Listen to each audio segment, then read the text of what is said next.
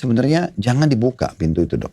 Jangan dibuka. Jadi, ya dokter, saya sudah menjadi seorang muslim. Memang sudah saatnya, ya udah saya menjadi muslim.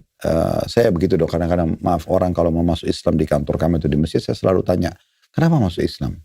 Sebelum syahadat nih, ada yang datang kena bawa calon pasangannya.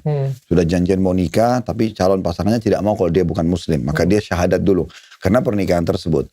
Ada yang datang karena faktor ekonomi. Dia berharap bisa dibantu pekerjaan atau yang semisalnya. Ada yang masuk Islam karena mungkin melihat faktor politik. Karena di Indonesia mayoritas muslim. Dia ingin berada di komunitas yang mayoritas. Nah, semua itu saya luruskan. Saya mengatakan begini. Kalau Anda yang betul-betul mau jadi muslim, karena panduan masuk Islam ini 1 menit, kurang 1 menit, syahadat. Asyhadu an la ilaha illallah, asyhadu anna Muhammad Rasulullah. Diterjemahkan atau tidak, sama. Sudah dianggap bisa sudah sah masuk Islam karena sudah syahadat. Tapi permasalahannya konsekuensi sesudahnya. Anda kalau mengikrarkan 2 kalimat syahadat dan sudah muslim, berarti Anda tahu Islam itu adalah agama. Agama itu berarti panduan hidup. Setelah syahadat, makanan, minuman, pergaulan, pendapatan, penampilan, itu dia urus semua sama Islam. Itu baru menjadi orang itu akan betul-betul merasakan kenikmatan Islam di saat itu.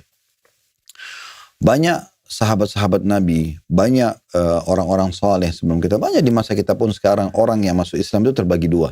Ada orang masuk Islam karena dia tahu ini adalah agama, sehingga dia tekunin, dia masuk dalam Islam itu, dan dia betul-betul menjadi orang yang menikmatin banget, berubah semua performanya.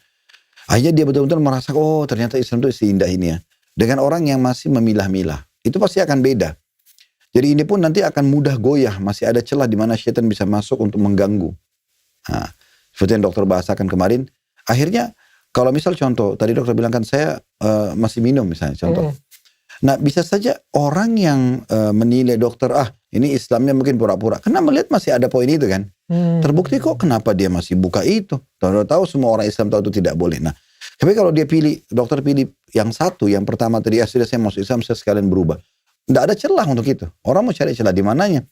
Dia sholatnya ya sholat, dia puasa Ramadan ya puasa, dia sedekah iya, dia haji iya, dia ini, dia semua dikerjakan. Walaupun dia step by step gitu kan. Tapi paling tidak dia menutup pintu pelanggaran.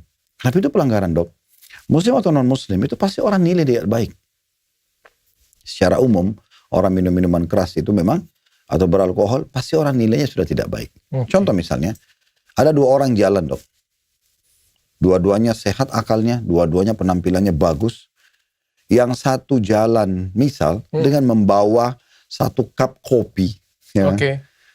Yang satu bawa botol whisky. Tidak usah kita tanya, dia minum atau tidak botol itu. Kalau ditanya orang-orang, si A yang